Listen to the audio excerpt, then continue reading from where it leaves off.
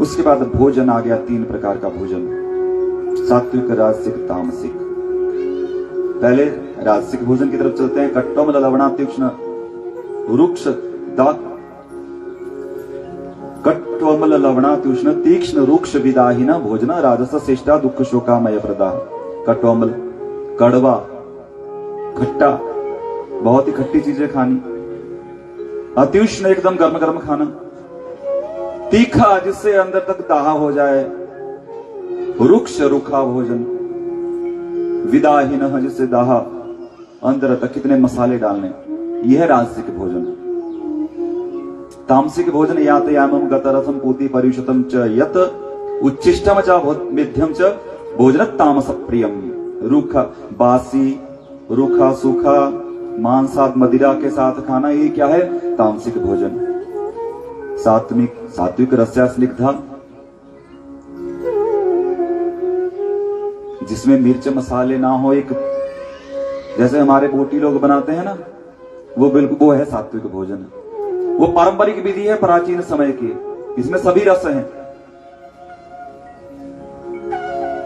ना इतनी मिर्ची होती है कि जल जाए, बिल्कुल सही प्रोपोर्शन है हर चीज का।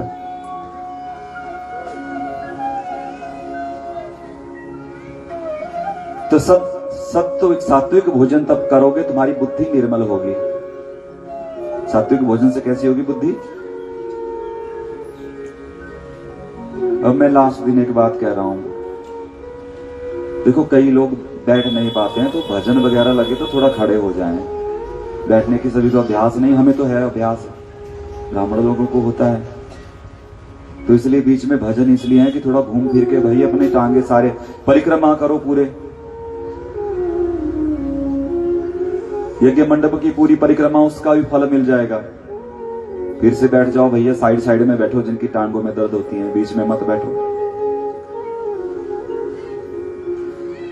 राजसिक भोजन का फल, रजसस्तु फलम दुखम अज्ञानः तमसः फलम।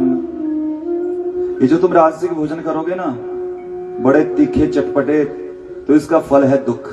भगवान कहते हैं रजसस्तु फलम दुखम अज्ञानः तमसः फलम। और तामसिक भोजन का फल है अज्ञान। अज्ञान क्या है? सर्वार्थांश विपरीतांश बुद्धि शापार्थ तामसी।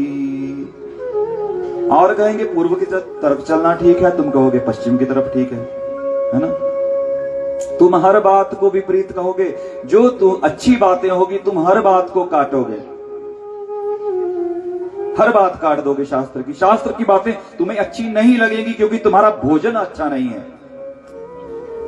जब तुम्हारा भोजन सात्विक होगा तुम्हें धर्म भी अच्छा लगेगा और वो तुम्हारी रक्षा भी करेगा धर्म। तो जब और सत्वम विद्धि मत पदम, भगवान कहते हैं सत्व से फिर मेरी प्राप्ति है। सत्व के बाद अगली छलांग सीधे भगवान के पास है। ये सबसे नीचे की सीढ़ी है तामसिक, उससे ऊपर राजसिक, उससे ऊपर सात्विक। रजसस्तु फलम दुखम अज्ञानः तमसः फलम। फिर तुम भी वैसे करोगे, पश्चिम की तरफ बैठकर पूजा करोगे। हम करते हैं पूर्व की तरफ, वो करते हैं पश्चिम की तरफ। सब उल्टा है, तुम सीधे तवे पर, वो उल्टे तवे पर। बोलिए वृंदावन बिहारी लाल की। और देखो हमारे आजकल के भोजन की व्यवस्था, क्या बोलते हैं उसको? खड़े होकर खाते हैं, उसको क्या बोलते हैं जी? मैं भूल गया। एक तो हम खाते नहीं ना, इसलिए हमें पता भी नहीं कुछ का एक्चुअल नेम क्या है। तो जो लगे हैं ना स्टॉल जैसे, तो सभी चले हैं भिखारियों की तरह, पहले लाइन में लग गए। भिखारी प्लेटें लेकर के भिक्षाम देही, फिर चम्मच आ गए, फिर सलाद आ गया, फिर भिखारी आगे बढ़े, एक सब्जी ली, फिर आगे, फिर लगे खाने। एक हाथ से प्लेट है, दूसरे हाथ से खा रहे हैं, फिर उन्हीं जूठे हाथों से खा रहे हैं भोजन। ले रहे हैं कि नहीं? आए ना, सेल्फ सर्विस है ना, और वो जूठा नहीं हो गया सारा। तो क्या क्या उच्छिष्टम, क्या कौन सा हो गया उच्छिष्ट? तामसिक भोजन। तुम्हारी बुद्धि कैसे रहेगी ठीक? सबसे विपरीत हो जाएगी तुम्हारी बुद्धि इस तरीके, इस विधि से भोजन करने से। सर्वर्थांश विपरीतांश बुद्धि सा। जापान के लोग, और एक देश में भूल गए अभी, वो नीचे बैठकर अभी भी 5 स्टार होटल्स में भी नीचे बैठने की व्यवस्था है, वहां आपको कुर्सियां नहीं लगेंगी। उनको पता है योग क्या है। देखो विदेश वाले हमारी नकल कर रहे हैं लेकिन हम उल्टे चले हैं। वो नीचे बैठकर खा रहे हैं, हम खड़े होकर खा रहे हैं। जूठा भोजन तुमने कर लिया, सबका जूठे हाथों से निकाल रहे हैं, वहीं से खा रहे हैं। तामसिक भोजन बन गया वो ना। यातयामं गतरसं पूति परिशुद्धं च उच्छिष्टमचा विद्यम च, उच्छिष्ट हो गया, वो जूठा हो गया। प्रेम से कहिए श्री राधे। और खड़े खड़े खा रहे हैं। खड़े खड़े कौन खाते हैं बताइए जरा? ऊंट, गधे, घोड़े, भैंस, ये सभी खड़े खड़े खाते हैं ना। तो तुम में और उनमें कुछ फर्क तो है कि नहीं? अगर हमें मनुष्य बनाया है तो मनुष्य और पशुओं में कुछ तो फर्क है ना। तो ये फर्क रखा था हमारे ऋषियों ने कि भाई नीचे बैठकर खाओ। लेकिन तुम तो पशु वन से जा रहे हो। तो हमें पशु बनना है या मनुष्य बनना है? मनुष्य से भी देवत्व की तरफ जाना है। तो ये सात्विक भोजन, देव भोजन। और कहा गया जो विष्णु को नैवेद्य किए बिना जो भोजन किया जाए वो मलमूत्र के समान है। बोलिए वृंदावन बिहारी लाल की।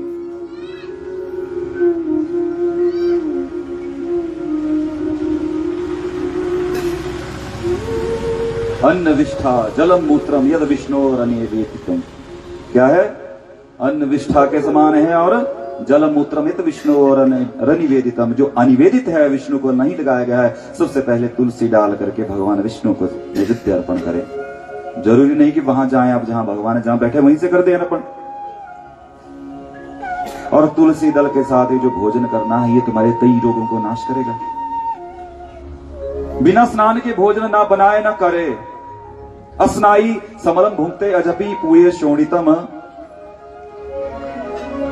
सूर्य अर्घ्यमत अदत्वा च नरः किल विषमत उच्यते अश्नुते।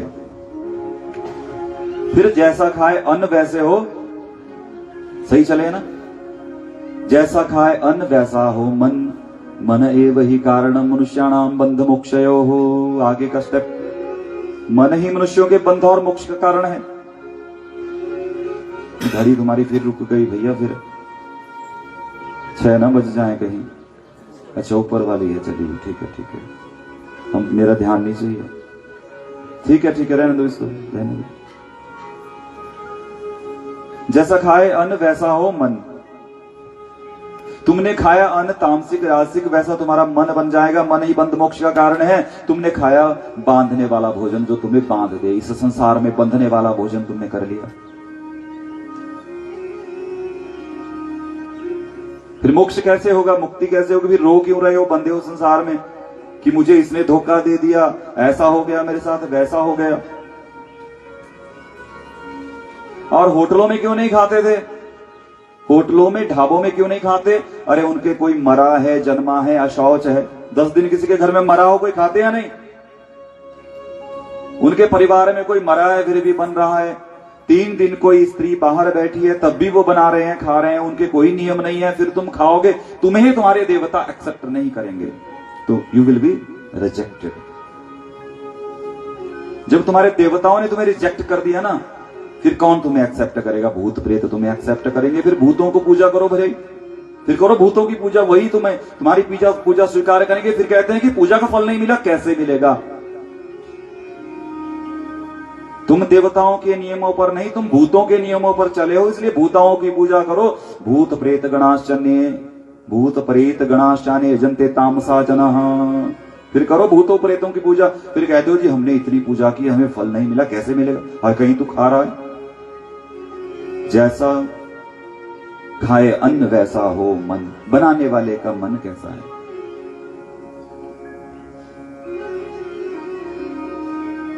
अतिथि को भोजन कर पंचग्रास निकाले भोजन से। देखो जल भोजन रख दिया, जल हाथ में लिया, चारों तरफ उसके छिड़कते। क्यों छिड़कते हैं? ताकि उस पर भूत प्रेत आदि से उसे अदृश्य रूप में जो विचरण करते हैं वो दूषित ना करें अन्न को, इसलिए करते हैं। पता नहीं बोले ऐसे छिड़कते हैं।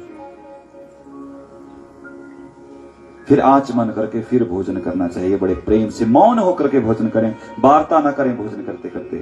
वो भोजन तुम्हारे मन को वैसा बना देगा, हाई क्वालिटी का।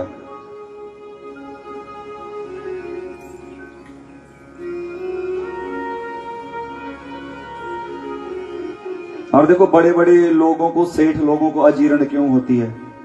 क्योंकि जो भगवान के भाग था ना, जो दान के लिए था, धर्म के लिए था, वो भी पकड़ के रखा है।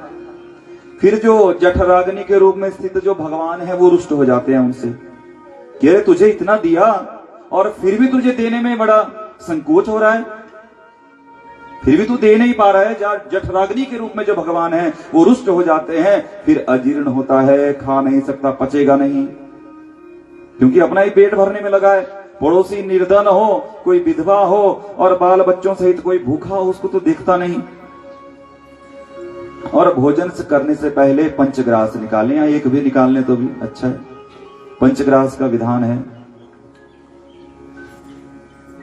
पंच कलेवर जे मन लागे, रामायण रामचरितमानस। सिर ढक कर भोजन ना करे, एक वस्त्र पहन कर ना करे कि निकर पहन कर नंगे बैठ गए, चर्म के आसन पर ना बैठे, और एक बार जो खा करके रख दिया फिर से ना उठाए। ऐसी बहुत सी विधियां हैं, इनको जानो ना। युक्त आहार विहार, तुम्हारा चलना फिरना, कर्मों में चेष्टा कृष्ण के लिए हो, तुम्हारी सभी चेष्टाएं भगवान के लिए हो, क्या वो भगवान के उपदेश से मैच करती हैं? नहीं। और सबसे बड़ी बात एक ही है इन सबका सार, युक्त आहार विहार से श्लोक का सार मैं बताऊं कि सब अपने जीवन को कृष्ण से युक्त बना लो। जो नमक आप खाते हैं ना, आयोडीन से युक्त होता है कि नहीं? वो किससे बचा लेता है? गलगंड से। क्या बचा कोई? जब से तुम आयोडीन का नमक खा रहे हो ना, तब से सभी लेडीज को थायराइड है। बोलिए वृंदावन बिहारी लाल की। आए ना, उससे पहले होता था कोई? उससे पहले हजारों लाखों में एक को होता था। जब से आयोडीन का नमक तुम खा रहे हो तब से सभी को थायराइड है।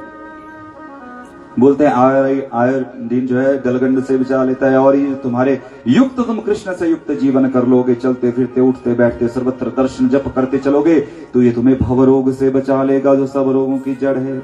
लेकिन हम क्या करते हैं? हम जो भी कार्य करते हैं संसार के लिए करते हैं, भगवान के लिए नहीं। अब फिर से आज श्रद्धा क्या है? हो गया ना भोजन शास्त्री।